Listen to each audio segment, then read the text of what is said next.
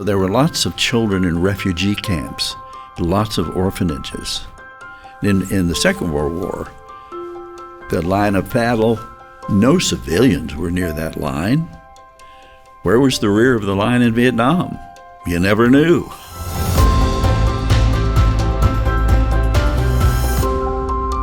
Welcome to Conversations, brought to you by It Is Written. I'm John Bradshaw. My very special guest is Dr. Kenneth Case, who served as a physician in Vietnam. Dr. Case, thanks very much for being here. Yes, glad to be here. You stepped off the plane in Vietnam as a young physician, and what were your first thoughts upon arriving?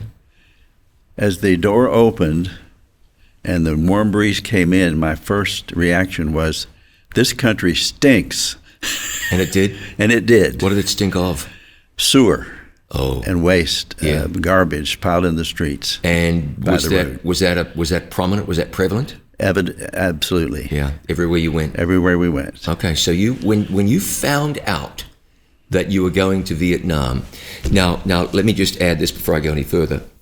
We're going to be discussing this book here, A Matter of Faith, an American doctor in Vietnam, Dr. Kenneth Case, or Kenneth Case, MD. This book is a little bit different to books about Vietnam. It's a look at the war, or your experience in the war, a look at it through the eyes of a physician. We're talking about what you saw, what you did. There are some pretty interesting photographs in here. Some pretty graphic. This is not a book for children. Right. You're right. Some pretty graphic. So I think what's really important about this book is it's a different perspective to a lot of books. And I think from what I've read, very faithful perspective. So when you found out you were going to Vietnam, what did you think? Well, I had two young children, a wife and two young children. Ordinarily, I would have been not eligible for draft.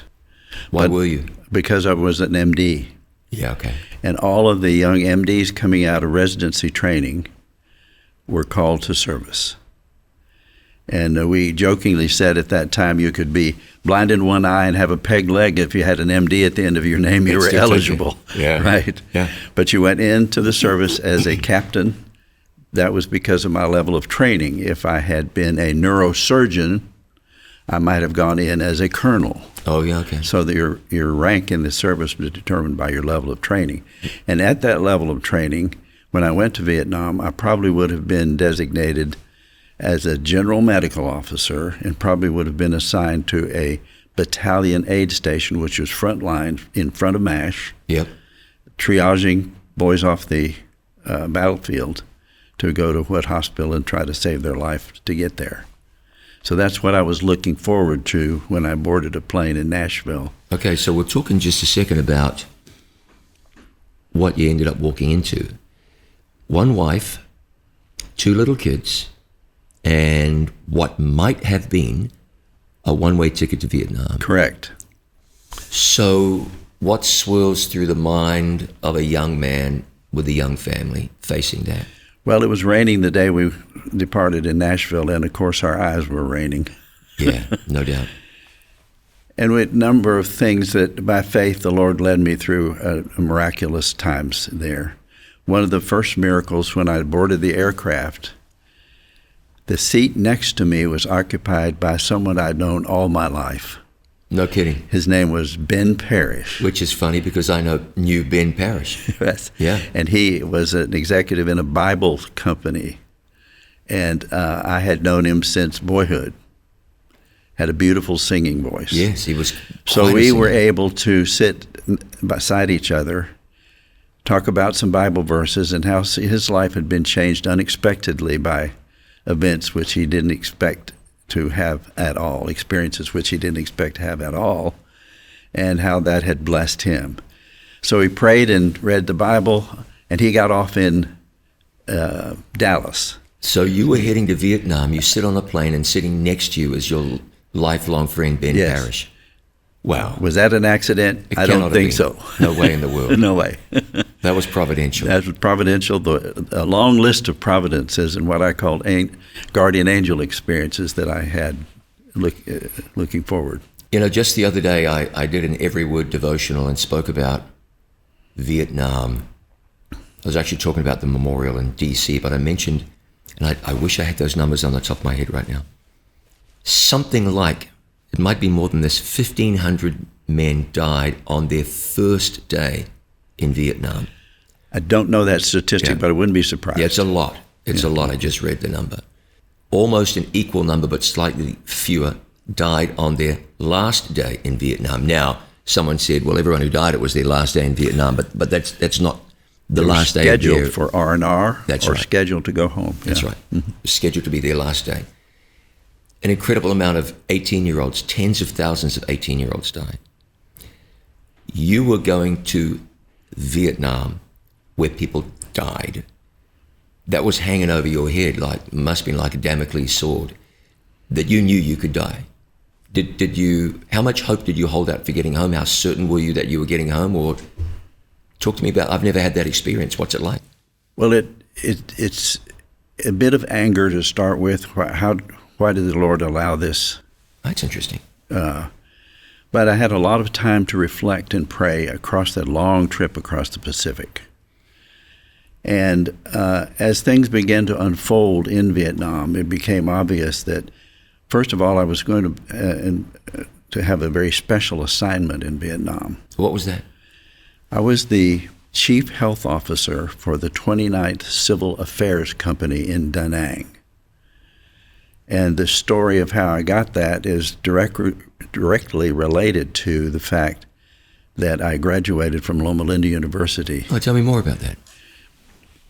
When you arrive in Vietnam, the first thing you do is be interviewed by a general rank officer in the medical corps. He's in charge of making the assignments for all of Vietnam. And when the general looked at my personnel record, he said, "I see that you graduated from Loma Linda University." I said, "Yes, sir." And he said, "Do you espouse their philosophy of medical care?" "Yes, sir." He said, in all my assignments around the world in my career, I've been in many Adventist hospitals all around the world. I'm looking for somebody for a special assignment. Would you be interested?" Well, of course I was interested, because I was anticipating being assigned to a battalion aid station, the most dangerous place in Vietnam. And so to shorten the story, he assigned me to the 29th Civil Affairs Company in Da Nang as their chief health officer, where there were already 40 medics waiting for me to serve with. Wow. And be in charge of. Well, how about that? So that was the first of many providential things which by faith the Lord had led me through. A good thing Adventist hospitals had a good reputation in his mind. Still have in most minds today, we're pleased to be able to say. Hey, before I go any further, somebody wants to get your book, A Matter of Faith, An American Doctor in Vietnam. Best way to get it is what? My website is the letter K, Case, all lowercase, kkcasecreative.com. Okay. kkcasecreative.com. Who do you think the book is ideal for? Now, I will say this. I'm not a veteran, or a Vietnam veteran or otherwise. And as I look through this book, it was eye-opening and fascinating and real. So I don't know that you have to have had a real close link to Vietnam to appreciate this book. In fact, you don't. If you're interested in history, if you're interested in medicine, if you're interested in interesting experience, a good book. But in your mind, who's this ideal for? I wrote it for two reasons. One, I wanted to give testimony to my faith journey, how the Lord had led me. Secondly, I wanted this to be a book for veterans, because in my practice after coming home from Vietnam, I treated a lot of folks with PTSD. Some folks recover from Vietnam experiences, some never do. Right. So I wanted to write something that would show some good things that happened in Vietnam. So this book is about. It's not about battles, it's not about war, it's about good things that our boys did in Vietnam. Our boys went through hell, many of them, there and upon their return. And, you hear about these stories. I was just a little kid when Vietnam ended. But I've had the opportunity to ask veterans, what was your reception like when they came home? I heard that our veterans got abused and spat on and Called so baby forth. killers. Yeah. I said, did that happen to you? Did not happen to me. One reason that I came back across the ocean in fatigues, and you weren't supposed to do this, but I went into the airport restroom, shed my fatigues, and put on civilian clothes for the rest of my trip across to Nashville. Why'd you do that? Because I didn't want to deal with that. And you would have. And I would have. I've spoken to gentlemen who've said, yep, we went through that. What was it like? I don't even know that many of them respond and just shake their head. It was a terrible thing to go through. Yes. What would that have been like, do you think, for you to have carried that burden? If someone had seen you getting off a plane in fatigues at that time, 69, 70, it would have been a bit easier for me than most of these 18-year-olds because I had a lot more experience going into Vietnam. I'd been through internship, residency, worked in ERs, seen a lot of life.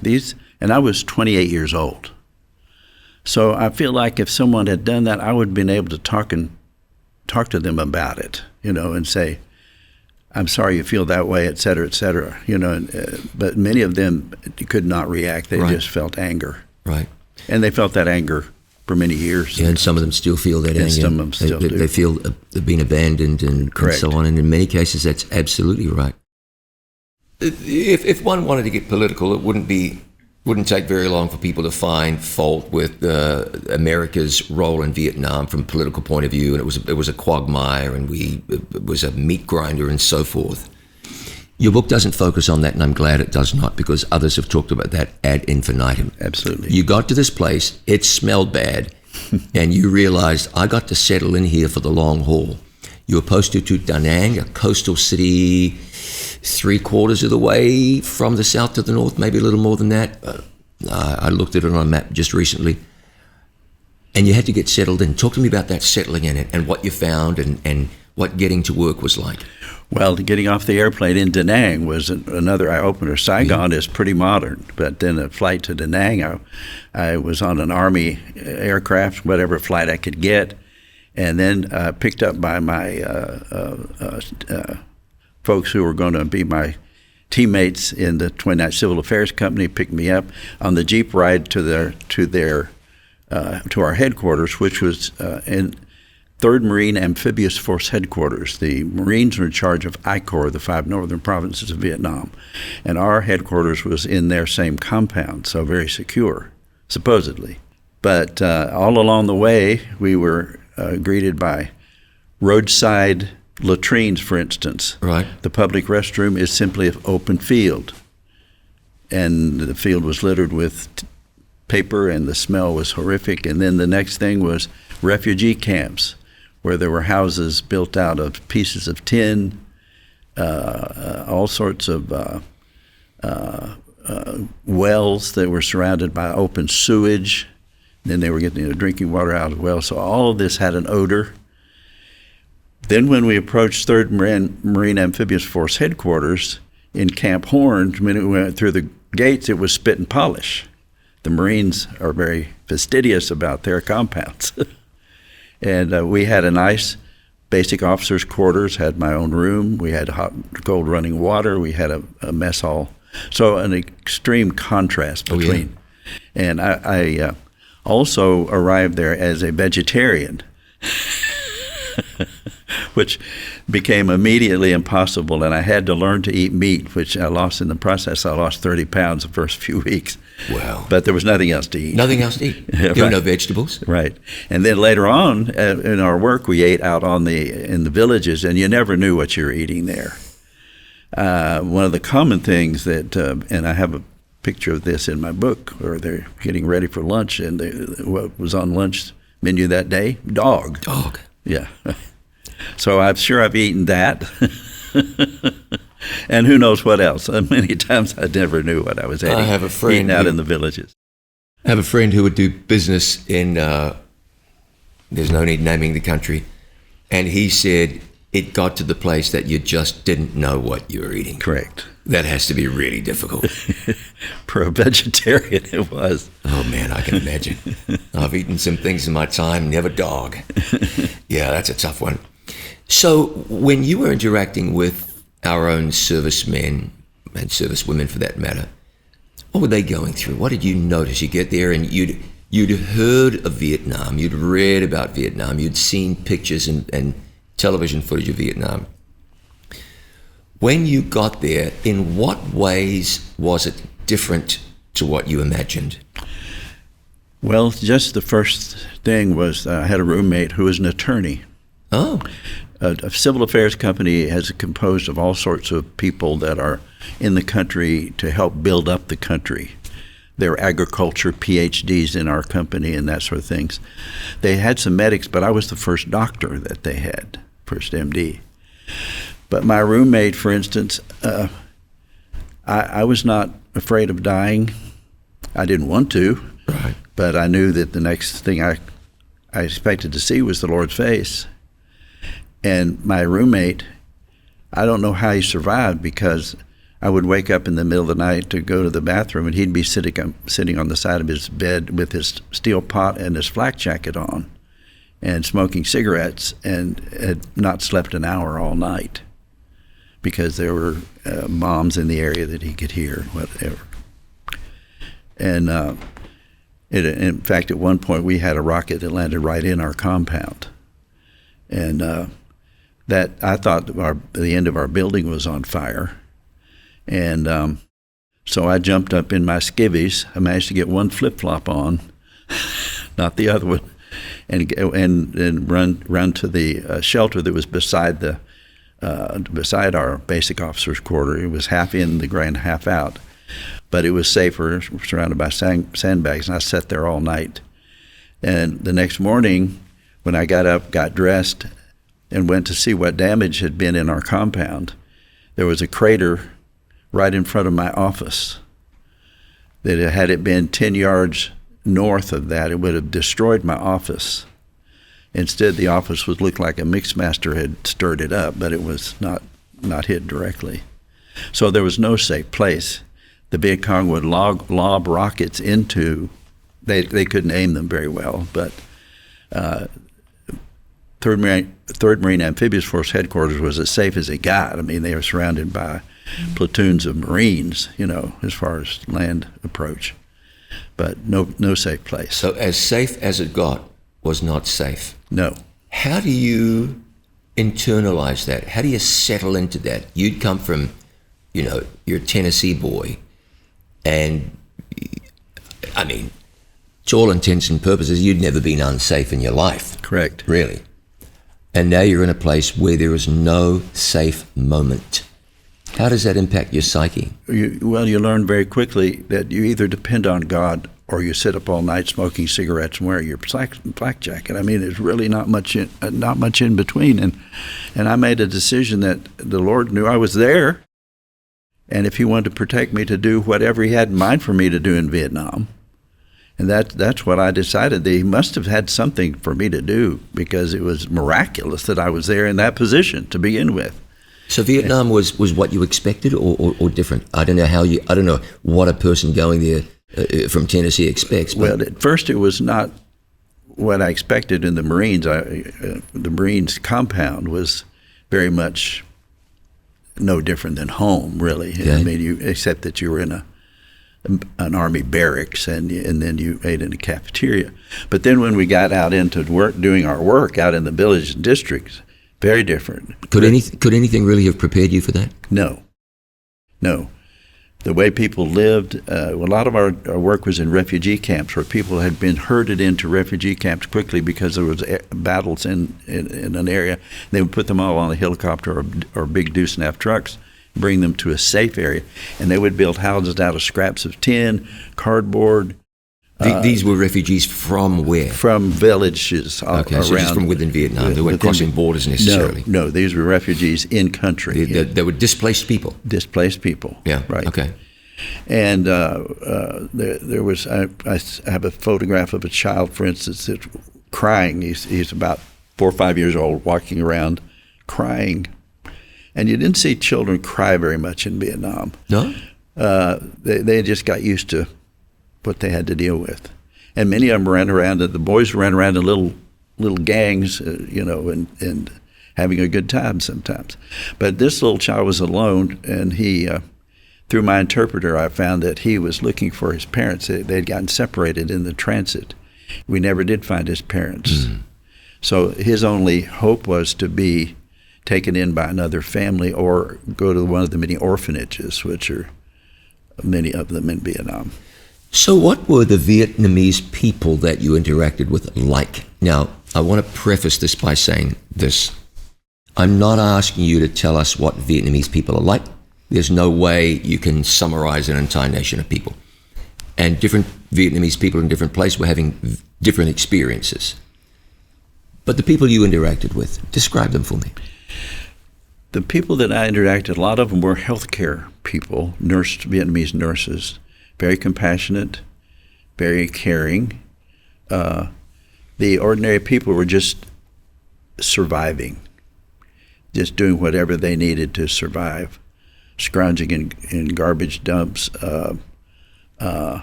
And I couldn't communicate with them very well because I never did learn to speak any Vietnamese. I was there too short a time to learn to do that. But then there were some that stood out in a Montagnard village. The Montagnards are the primitive people that are way up in the hills towards Laos and Cambodia. And I served some time up there with our med caps. We were up there for a considerable period of time, and there was two people that stood out in my memory there. One I took a picture of because the villagers all wanted me to take his picture because he was famous for killing the most Viet Cong of anybody in the village. Oh. So he was a celebrity. The other one was Tapung. I do remember his name. He was the village chief, and he invited us to a buffalo feast, which was very interesting. There's a whole story behind the buffalo feast. Now, our soldiers had to be wary of women, children. If someone came to give you flowers, you're probably just better off shooting the person, whether it was a child or a woman or whatever, because of what you'd been through and how they could be, there'd be a booby trap or so forth. When you interacted with locals, did you need to operate with trepidation and fear and suspicion? When they were coming to clinics, they were grateful for anything we could do. And I was not fearful. I examined them. The picture on the book is an exam room, and you can see how private it was. Yeah. There were probably, 25 people in there? Not the most private exam room I ever saw. Right. Yeah. And so they were clamoring. In fact, they would bring bottles. They just wanted you to put medicine of any kind in there. They didn't even know what it was for. But if it was from the Americans, it was good. And they would hold up bottles for you to fill with medicine, which we never did. Because a lot of that medicine got siphoned off to the Viet Cong then after we left, if we left any medicines behind. So we didn't do that. We just treated the people that were there. And so if you're treating somebody for pneumonia or you're giving him a shot of penicillin to cure his pneumonia, or you're treating his wounds, then if they were going to be booby-trapped and blow you up, he would have never known it anyway. So we just, by faith, treated everybody who came to us, and we were in close contact all the time with the general population, men, women, children. I want to ask you about some of these pictures, because you look in the book and you know, some things grab you. We saw a baby, and there's a picture here, in which the entire anterior abdominal wall had been eaten away by an abscess, exposing the intestines. And we look and we say, yeah, the entire abdominal wall is eaten away, and there are the child's intestines. You're dealing with this kind of stuff. Yes. And what's going on there? Well, the Chinese doctors, the local doctors, had done various Chinese medicine type things that never worked. So, and what they might call medicine, but what you and I would not call medicine. Herbs and things that they might apply, little bags they might hang around the neck, little things with foul-smelling stuff that they hung around the neck. Hanging around the neck, and that's the treatment. That's the treatment. Or cupping. They would suction cups, like on the chest. They would try to get the evil spirits out with suction cups. And then when that didn't work, well, and a lot of these people just died we never knew. Yeah. But if they didn't work, then they would come to us. And penicillin, for instance, on a child that had pneumonia was a miracle. Yeah. Because they never been exposed to anything like that before. And the child might be almost well the next day. He'd be dramatically improved. So it was like magic almost. Yeah, I can imagine. Your book is called A Matter of Faith, An American Doctor in Vietnam, Kenneth Case, MD. You can get it by going to Case Creative, one word, kkcreative.com. So I've got another picture to ask you about here in just a second, but from a medical or from a physician's point of view, you're dealing with the sorts of things you've never seen before and may never see again. Correct. So from a professional point of view, what's that experience like? Well, it was stressful because a lot of the things you just had to, well, in making a diagnosis, you had no lab work, no x-rays, you had to look at what you saw, make a good estimate of what it was, and then deal with what you had. We had available to us in these MedCAPs, medical civil action programs, and the medics could treat varieties of these things. We had medicines for intestinal parasites. We had things we could treat with dermatology, with sores that were just due to infection. So we had an armamentarium of things that we knew that we could use. We had some level of antibiotics, so we, obvious infections. Well, okay, just give them streptomycin or give them tetracycline, whatever we had. If it's an infection, it probably will respond to that. So a lot of very haphazard diagnosis. Sometimes you didn't know for sure. And of course we had also malaria, and we knew malaria treatments. We could treat malaria. So this is an interesting thing, and I think... and I did also, I'm sorry, I didn't mean to interrupt. No, you go ahead. We also had some time when it was raining, monsoon, you couldn't go anywhere. So I had time to do some brushing up on some tropical medicine things. Right. I could have some time to learn about. I think I'm not the only one who finds this fascinating. Our servicemen and women were there fighting a war, gaining ground and killing people. Two of the primary objectives in a war. You were there treating and saving the lives of locals. Correct. Village folks. Correct. So the United States was there not merely fighting a war, but within that milieu or within that environment, you're there treating local people. I think that's it's quite surprising. And one of the things I wanted to emphasize about our boys was that you'd see a platoon of guys out on patrol, and if you were building latrines for the people, and so they wouldn't have to use an open field. If they didn't have anything to do, they were just more than happy to do whatever they could to help you. If you were building a water supply, they were not assigned to you, but if anything we asked them to do, they were willing to help us. They just loved it, or they were help us dispense things, or help us in flea killing operations, which we had big operations. Flea killing operations. We had rat flea killing operations because bubonic plague was one of the things we dealt with. Yep. Bubonic plague did not kill people. It didn't? No. What did? A lot of people had pneumonic plague, and it was treatable with some antibiotics. Oh. And some just went away. And a bubo is a huge swollen inguinal lymph node. That's called a bubo, so, hence the name bubonic plague. I see. Now, if that was not treated, some of those people that got in the bloodstream and it went to their lungs, now it's pneumonic plague. Pneumonic plague, once you have pneumonic plague, you are a dead man. No treatment will help. You are going to die. That was the Black Death of Europe in the Middle Ages. Bubonic, not so bad, but it was when it spread or when it pneumonic.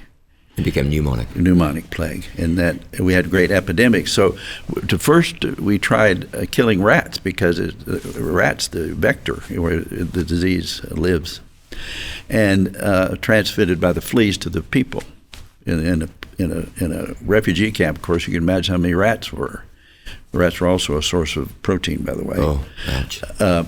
So we had this big rat killing program. Had the worst outbreak of plague we'd ever had, because what happened when you kill rats? Where'd the fleas go?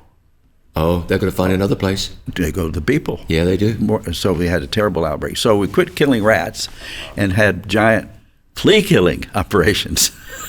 How do you kill Vietnamese fleas?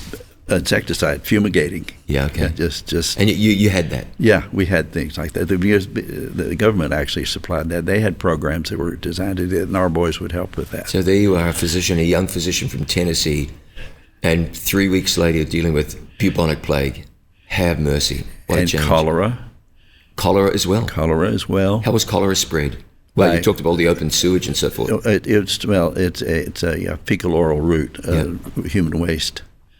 And in fact, I'm going to imagine that you were talking about the water being taken from contaminated places. There had to have been a lot of cholera, was there? Yes. And the wells, they would hand dig wells, and the water level was so high you could dig a well to 10 feet, you get water. Oh, yeah? And so you'd see little kids out there bathing by the well, and then you go over and look in the well, there'll be a kid bathing down in the well.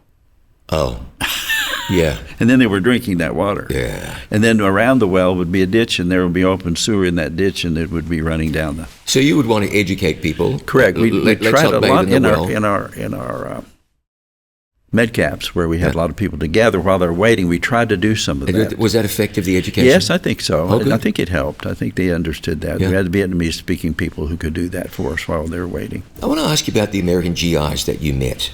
I want to ask you two things. One, I want you to describe to me some of the characters that you met, their experience, what they were going through, what kind of people they were. But first, before you talk about specifics, I want you, if you would please, to describe a composite GI, the average guy. Who is the average person? He was your next door neighbor. The guy who was on the football team. He had very little orientation to anything before he came over there. Everything was new to him. Everything was a surprise. And some of them thought, of course, it was a great adventure. They were going to kill gooks, and it was going to be the big macho thing. About one trip to the boonies, and they were over that. And the typical GI became very somnolent, depressed. Consequently, we had a lot of drug use. I ended up in a counselor role because I was the old man. I was 28. Yeah, you're 10 years older, 10 or 11 years older than these right. guys. I was a physician, so they were used to coming to physicians for counsel anyway. So I had a lot of young GIs come to me with various questions about things that they had done in Vietnam, and I was in charge of giving the venereal disease lecture to all the GIs coming into the country and that sort of thing. But they would seek me out in counsel. This has happened, and what should I tell my wife and what should I not tell my wife? And so that was a nice relationship that I got to know a lot of the GIs personally, because it was helpful for them to have someone that they come to besides their sergeant or whatever. It's fun that you say you were the old guy there, because I'm looking at pictures of you in this book. You were 28, so you weren't a baby, and you were a young looking 28. So you were the old guy there. But they were just your typical neighborhood kid, and when they exposed to something that was so traumatic, many of them didn't handle it well. Talk to me about 2 or 3 of these people that you met. Give me some case studies. Oh, well, the case studies would have been in my practice. I had a lot of them with PTSD. They had nightmares and flashbacks. What were they seeing? What were they dreaming of? They what were they would be dreaming of their battle. Or of babies dying, and they're hearing them screaming. They might see babies coming out of flames. And I describe a possible situation in the front of my book, in that in my exam room, the GI might say, "I'm waking up in the middle of the night and hearing babies screaming, and and the treatments are very difficult, for these people with PTSD. And some of them were on some medications to suppress some of that. And we didn't like to use suppressant medications, but that's the only way some of these people can survive. Do you think that today some of these same guys are waking up having those same dreams? Yes. Now, a lot of they're learning better how to treat that, and the Army did a much better job in later years of getting these folks back to normal after they went through these terrible experiences. And they had group therapy sessions and that sort of thing, sponsored by for veterans. Explain to me why Vietnam, the Vietnam War, and babies, the Vietnam War and children, so intertwined. I haven't heard ever a veteran of the Second World War saying, babies. There were babies dying. Undoubtedly, at some places there were. But what was it about Vietnam that meant babies and children particularly implicated? There were no fronts. You go in and take a hill, take a village, and leave, and then it might come back. And who came back? The women and the children. So you went in and bombed that, and the children may still be there when the bombing was going on in that village. And so there were lots of children in refugee camps, lots of orphanages, because it was a frontless war. In the Second World War, the line of battle, no civilians were near that line. They were in the rear of the line. Where was the rear of the line in Vietnam? You never knew. Just like we had rockets landing in our compound. The most secure thing in Da Nang was the Marine compound. But and there were no children there, but there could have been, And so that made it from a combatant's point of view. Made it very difficult And nasty and traumatic. A lot of children died of natural causes. Children were dying commonly. A lot of children didn't make it through the first year of life. And now, war or otherwise, you're saying? Otherwise, from infectious disease. Okay, so even if there was no war, that was going to happen. A lot of children were born. In fact, I never could document this, but it was told to me that they really didn't give a child a real name to enter into family records until his first birthday. And if he died before that, they treated him more like a miscarriage. Well, and so that's part of the reason that you hear so much about children is there were, and sometimes there'd be village. Well, you see the group of children on the front cover there. There'd be, and it was usually little boys. The girls stayed home more, but there'd be little boys in gangs. There'd be like 25 of them. Wherever there was a GI, they'd be after you for. They wanted a cigarette, they wanted candy, anything you could give them. They were. Good-natured kids? Good-natured, yeah. One of the things I find fascinating about your book is that, among other things, it really humanizes the Vietnamese people. Vietnam was the enemy. The people of Vietnam were never the enemy. Right. And I say that generally speaking. Someone may take issue with that. One of the most grateful Vietnamese areas was the Montagnard people. They were the primitive people way up in the mountains, and the Vietnamese didn't like them. They treated the Montagnards much like we treated American Indians. Huh. But the Vietnamese people, the Montagnard people rather, were very grateful for anything you could do. They were very friendly, and the special forces used a lot of Montagnard. Yeah, here's the Montagnard chapter here, chapter 9. Yeah, they used a lot of those tribal people on special operations because, of course, they knew the jungle well, and they team up with the special forces. So you're a photographer. I mean, no one takes a photo like this in the Montagnard chapter, the picture of the child by the window frame. That's a beautiful photograph. Thank you. Yeah. I'm an amateur. I'm a serious amateur since sophomore in high school. Oh, yeah. I can see so you're a serious amateur. Yeah. I'm a serious amateur. So one of the first things I did when I went to Vietnam, went to the PX and got a camera to use there. And a whole lot of I never film. went any place without it. Yeah, I can see. There are 150 pictures or more in the book. So it's interesting that you have humanized the Vietnamese I think in a way whether intentionally or not. Like here's a picture of you surrounded by, it was page 60-something, 67, a picture of you, you're talking into a phone, you're surrounded by a gaggle of Vietnamese boys. These are just boys, man. Yes. These are just neighborhood kids. Yes, They're exactly. curious. This one boy looks curious. That kid, he looks like a bit of a mischief maker. He does. Not a bad boy, but he looks like he'd be a ringleader of some kind. They're just boys caught up in this incredibly tragic situation. And if there's any water, they'd be in the water. They'd be in the water. I think if you look hard enough, you're going to see some boys that you've grown up to know here in the United States, because some of them emigrated, no doubt. There's a picture that I'm going to ask you about. It's a ghastly picture. You've said it's not a book for children. I'm going to read. How this came to be simply laying by the road, how it came to be in this condition, I have no idea. There was a leather or wire ligature around the wrist. I don't want to think or imagine how this individual might have ended up in this condition where the rest of his remains were.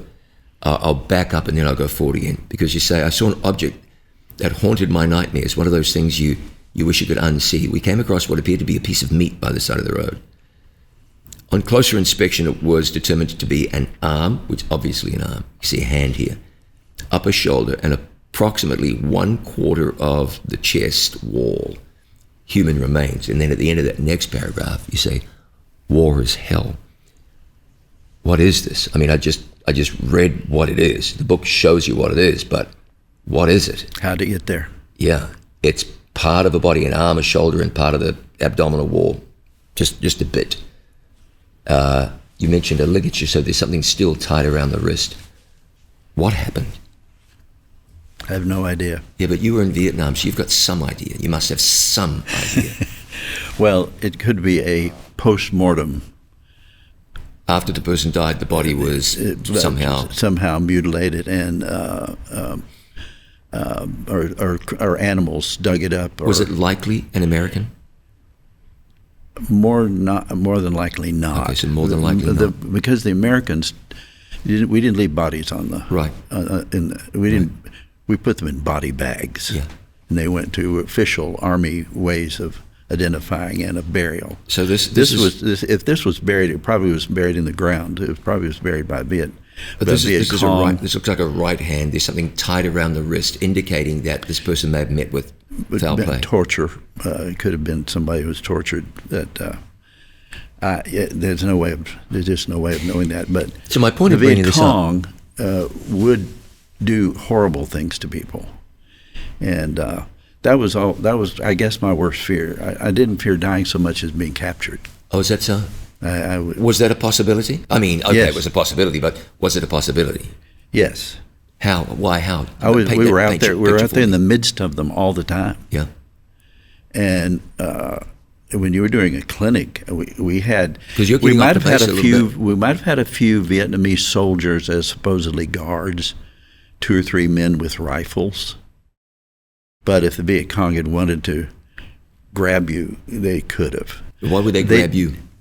They would have grabbed me to take me to one of their hospitals, and I would have been captured, but I would have been forced to serve as a physician in their hospital, and my family would have never known what happened to me. They didn't do this primarily because these clinics that we held remotely, probably half the people we treated were Viet Cong. Oh, is that so? So they put on normal clothes in the daytime and mixed with the population, and we didn't know who were Viet Cong and who weren't. We had no idea. You just treated everybody equally? We treated everybody equally.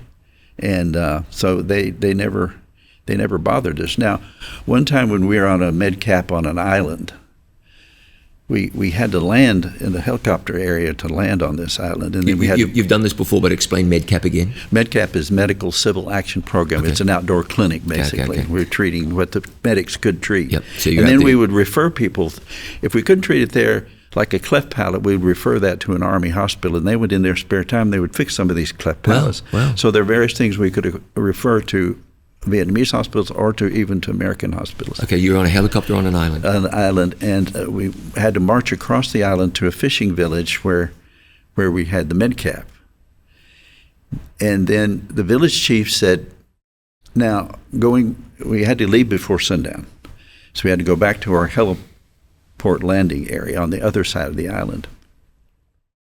And he said, now, I don't want you to go back the way you came because the Viet Cong could have set up booby traps. So now you have to march down the beach in soft sand and then go around the... So they knew how to protect you from... They knew who the Viet Cong were and how to protect you from them to some degree. And, of course, primarily it's just the Lord's hand. Unfortunately, I would speculate, or I would hazard a guess, they learned that the hard way. Yes. They learned that the hard way. I'm not going to ask you if being in Vietnam changed you. It must have. How did it change you? Well, it made me very aware that your skills as a physician and your attitudes of what you can do and what you can't do, it made you very humble.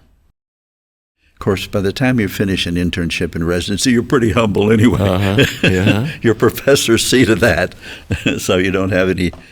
We used to get a few residents who thought they were just God Almighty, when they came out of residency, but that was the exception, not the rule.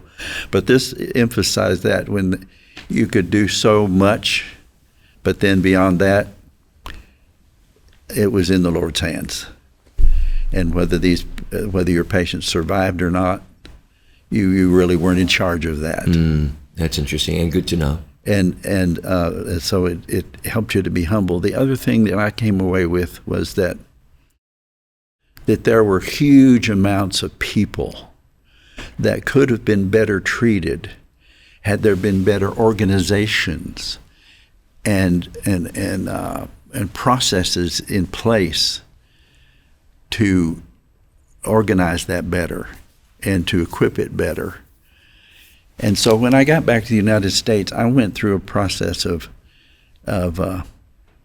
trying to develop something for family practice doctors because I felt that the people in the country around where I live were not well treated. The people in Nashville had wonderful doctors. Yeah. But what about the people in Red Boiling Springs? Mm-hmm. Not so much. Not so much. In fact, I knew one doctor up I won't tell which town it was in, but he periodically lost his license because he was on drugs. But as soon as he got them back, those patients would go right back to him. Didn't know any better. So we tried to develop an organization to group family practice together and put computers in place to help deal with that.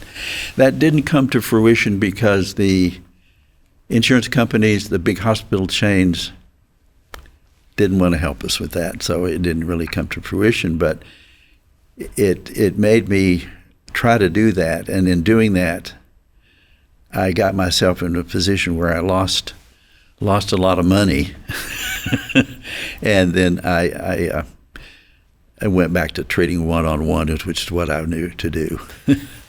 You're in your office, family practice physician. In comes a kid.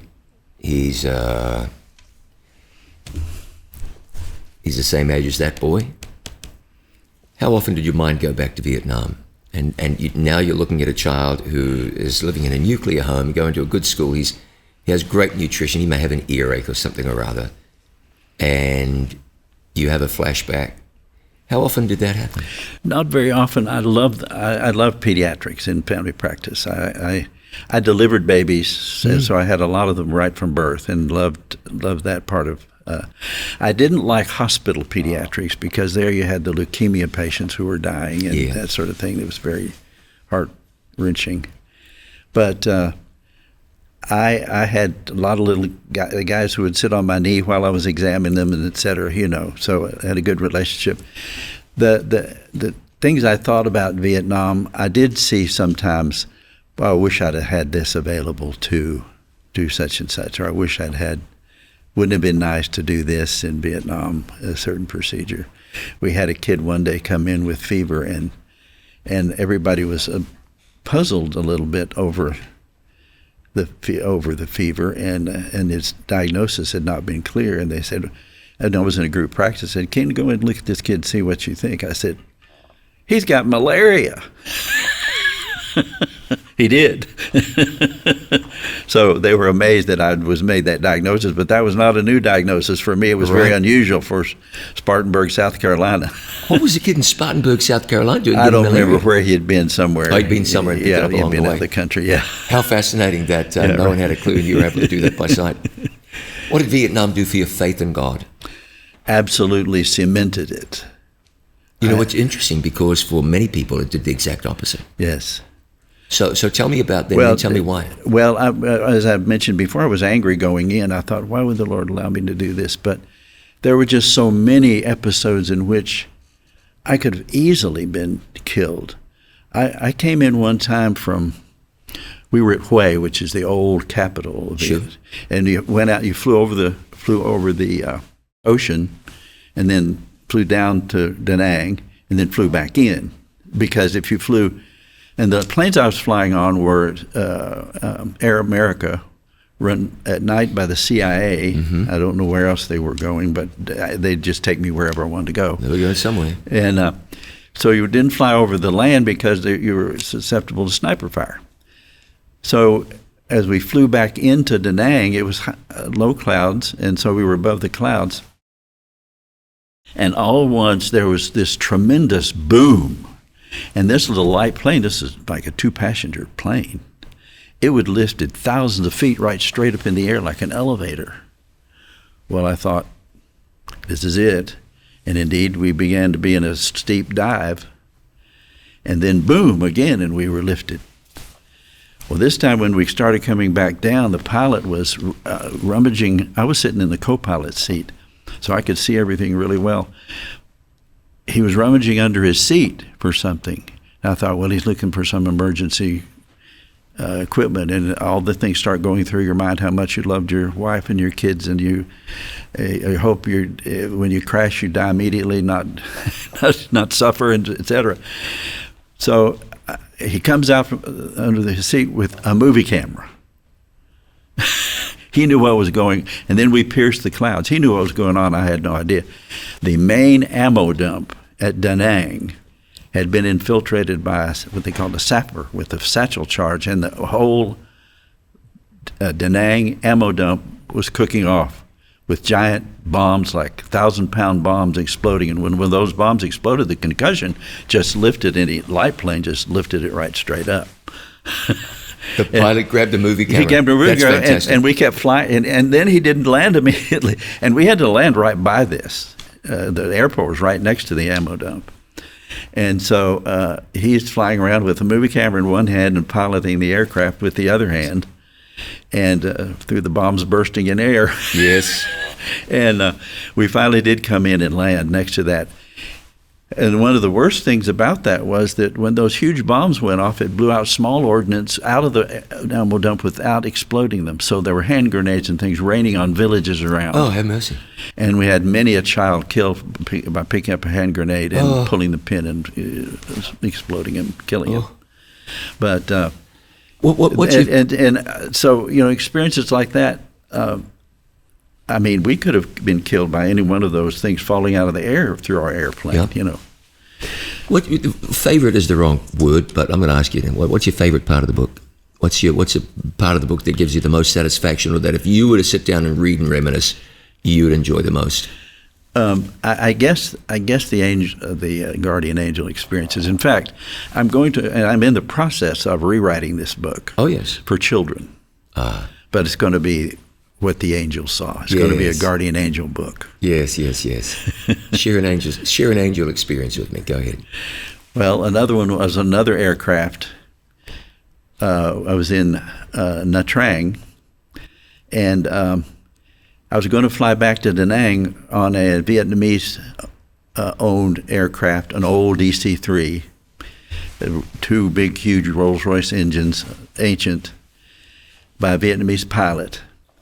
And the runway in Nha Trang ended in the South China Sea. So we're going down this runway, and the left-hand engine just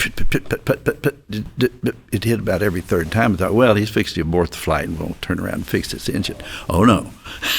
We kept going, and just before the end of the runway, we got an inch or two off the ground. He got the airplane airborne. Now we're over the South China Sea, airborne, but we're only like a foot or two off the waves. So how are you going to turn that airplane? You can't turn it until you gain height. So I don't know how far we went, but he actually gradually got that airplane in the air far enough so that he could turn and not tip his wing in the ocean. Yeah, of course, that would have been an immediate. You'd have been baptized. You would have been baptized immediately. Yeah. That engine never quit. It kept puttering and sputtering enough. And I don't know if we could have flown on the one engine and got enough altitude or not, because we were loaded. But it eventually got turned around and went back and landed, and I had to wait 2 or 3 days to get the same airplane flight out again with a new motor. Yeah, new motor. A Matter of Faith, an American doctor in Vietnam, Kenneth Case, MD. Available at Case Creative, Kcase. You can spell creative for yourself. kkcecreative.com. How long did it take you to put this together? Probably a year. Because what I did in Vietnam, once I realized that this was going to be an unusual experience, I got a little recorder. They didn't have cassettes in, but they had little 3-inch reel-to-reel tapes that were in a mailer. And a lot of GIs would mail those back and forth to their family. So I got a bunch of these. And I would dictate about every night when after one of my adventures, I would sit down and dictate what I had done that day. And then I would send that home. And they didn't send them back. The family would sit down and listen to it. And then they saved them. So by the time I got home, I had a whole box of tapes. Then I had all them transcribed. I wanted to write this book the minute I got home from Vietnam, but I was too busy. My practice was too busy. Sure. So I had to wait till I retired to write it. Is there someone that this book is not for? Someone dealing with PTSD, don't give them the book. Someone who's bitter and twisted, don't give them the book. No, I would give it to them because, once again, it talks about good things that happened. And I think there should be an encouragement to veterans who were there that there were good things going on. And I want to point out that when you say it talks about the good things, it obviously doesn't sugarcoat. It obviously is a faithful recitation of some of the grim realities of Vietnam, but you've not majored in those. You haven't made it a political protest. It's not. You didn't write it to shock people. Right. It's an encouraging book. I'm glad you wrote it. I hope you find much success in sharing this with many, many people. I know people would be blessed. It's a view of Vietnam that I think is helpful. People need to see it. Thanks for being here. Thank you. Appreciate your time. Appreciate the opportunity. I'm very, very grateful. Look forward to seeing the kids' version of this book. Hope that comes out soon. And thank you very much for being here with us. I'll tell you again, A Matter of Faith, an American doctor in Vietnam, Kenneth Case, MD. I'm glad you've been here to join us. He's Dr. Ken Case. I'm John Bradshaw. This has been our conversation.